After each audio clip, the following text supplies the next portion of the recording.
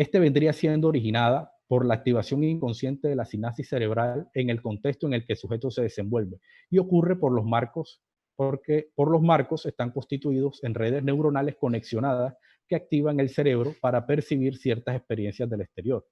Hay un ejemplo que utiliza George Lakoff para poder también desarrollar este tema de los marcos en un contexto. Y él se va a los sucesos posteriores al 11 de septiembre, la caída del ataque terrorista a las Torres Gemelas. Después de este ataque oprobioso, ¿no? El presidente George W. Bush en sus discursos comenzó a utilizar la siguiente expresión: guerra contra el terror. Esta expresión evoca un marco en el que se presenta algo negativo, la guerra, como opuesto a algo peor, el terror. De tal forma, dice Lakoff, que hacer la guerra al terror vendría a ser algo bueno, ¿no? Con ello se genera un marco en el que el enemigo es malo porque provoca terror y quien lo combate es bueno porque nos evita el terror. ¿A través de qué? De una guerra que pues, sin duda es algo negativo, pero en este caso va a ser positivo también con el hecho de que también se pueden implantar marcos mentales. Cuando ingresé a la maestría, este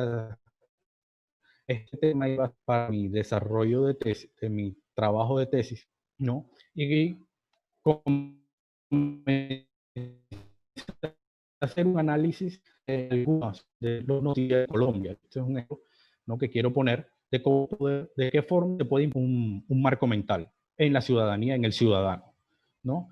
Y me voy a ir a la etapa de elecciones antes del 2018, en la que ganó el candidato del Centro Democrático, Iván Duque, nuestro actual presidente, ¿no? Analicemos primero RCN, que es el más obvio. RCN tenía una característica en la forma en que agendaba sus noticias. Durante una semana prácticamente su noticiero iniciaba con una noticia sobre Venezuela, ¿no? Los vocablos referentes a Venezuela eran dictador, eh, régimen, comunismo, hambre, terrorismo, ausencia de medicina, éxodo del pueblo venezolano. Posteriormente cerraban esa nota, ustedes saben que son notas cortas, la complementaban con otra nota en la cual la vicepresidenta, recuerdo en este momento, comenzó a hablar de esas dinámicas, ¿no? Entonces comenzó a hablar del castrochavismo y ahí, otra vez del régimen, del comunismo de Fidel Castro, y allí el ciudadano comienza a relacionar cosas. Después de esa noticia vino una tercera, que tenía que ver con qué, con el paso de pueblos de venezolanos a Colombia. Y me pareció interesante lo siguiente.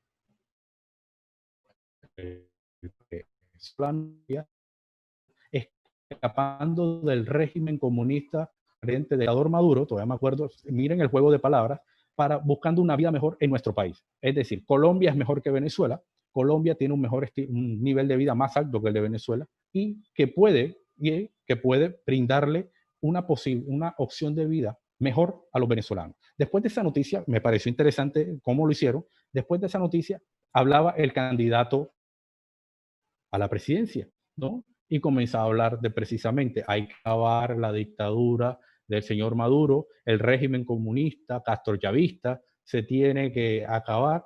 Y ahí la persona, sobre todo en el que vive en el contexto que no es favorable, el que tiene que trabajar para comer, que si no trabaja no come, el que no tiene un trabajo fijo, no tiene prestaciones sociales, pues va a comenzar a desarrollar y a conectar todo ese tipo de cosas. Va a desarrollar ese tipo de cosas, ese tipo de conceptos, ese tipo de palabras. Y si ustedes se acordarán, era el tipo de palabras, de conceptos, de nociones, de categorías que el ciudadano comenzó a manejar. Entonces, más o menos de esa forma, a través de esa articulación del lenguaje, de ese uso del lenguaje, poco a poco se va implantando un marco mental. Y lo más difícil es precisamente que una persona salga de ese marco mental, porque ese marco mental, alrededor de ese marco mental, se va articulando, se va conectando todo lo que es su existencia. Las cosas importantes, las cosas negativas y positivas de su existencia se van conectando a ese marco mental. De este modo, además de otras características que son interesantes estudiar, pero yo quise exponer el tema de los marcos mentales, poco a poco, en los medios de comunicación, la industria comunicacional va capturando el espacio público. La industria comunicacional no solo implanta las bases de un marco mental, sino que las moldea, las refina, las transforma, evocan fantasmas y amores, es decir, establecen coordenadas semióticas que le permiten al aparato de captura comunicacional agarrar el espacio público sin necesidad de usar el látigo propio del Estado, sino usando el lenguaje. Cuando hablamos de aparato de captura, por lo general siempre nos vamos a ir a la dualidad establecida por Gilles Deleuze y Félix Guattari en sus trabajos sobre capitalismo y esquizofrenia, ¿no? Al antiedipo y el mil mesetas. Ahí a través establecen esa dualidad, ese debate, aparato de captura, máquina de guerra. El aparato de captura es el Estado, pero no hay un aparato de captura único, hay aparatos de captura. Y en este caso, el espacio público está siendo capturado por los medios de comunicación a través de la herramienta del lenguaje. A través de una maquinaria semiótica, establecen marcos mentales, con los cuales pueden moldear, transformar, fortalecer lo que es cada ciudadano o lo que buscan y que ellos quieren que sea este ciudadano. En consecuencia, ¿cómo vamos a entender el concepto de captura? Como captura entendemos una gestión de lo viviente en los límites del poder y la violencia, modelar la producción de subjetividades mediante una red compleja de discurso y técnicas por la que se intenta conformar el ámbito de los pensables, factible y deseable, es decir, destruir el elenco de las posibilidades e imponer un dominio sobre la práctica de los espacios para así gestionar una determinada realidad, una determinada forma de vida, una determinada forma de pensar, que ante una práctica elaborada de violencia simbólica va cercenando sus lugares e impulsos y campos de actuación. De este modo, el espacio público ha sido capturado. Entonces, ¿qué vendría siendo la industria comunicacional? ¿Y por qué le llamamos industria? Porque los medios de comunicación, como cualquier otra industria, tiene unas técnicas, tiene unos funcionamientos, tiene unas maquinarias, como cualquier otra industria. Y por eso Virno dice, las comunicaciones es otra industria. La industria de las comunicaciones, la industria comunicacional.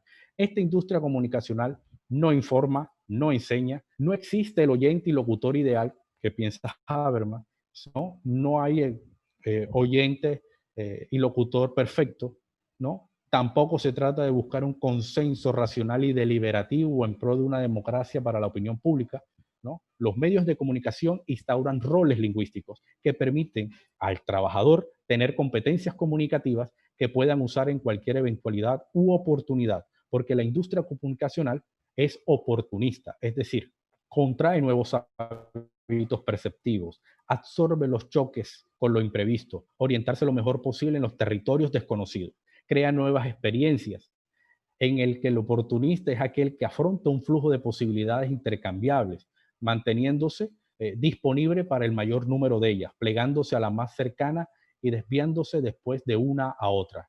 Este estilo de comportamiento, que rubrica la dudosa moralidad de muchos intelectuales, dice Virno, tiene sin embargo también su importancia técnica. El oportunista está desencarnado, asume posturas e ideas, pero en realidad es abstracción de ocasiones. De ahí que se desea, dice Virno, que la esfera pública valorice al individuo y prescinda del Estado y que no sea capturado por ningún modo, ni siquiera por la industria comunicacional. Un espacio público en la que fluya la felicidad pública. Virno toma este concepto de felicidad pública de Hannah Arendt. Felicidad pública lo desarrolla Hannah Arendt en su texto sobre la revolución. Permiso. Hannah Arendt, en este texto, aborda el tema de la felicidad pública y lo toma desde la Revolución Americana, ¿no? La Revolución Americana de los Estados Unidos buscaba la libertad pública y dentro de esta libertad pública está la felicidad pública precisamente, pero a la vez dice Arendt que poco a poco esta felicidad pública fue cambiando hacia la búsqueda de la felicidad, lo cual llevó a una individualización y que esta felicidad dependía precisamente de cada individuo y no pensado en colectivo, ¿no?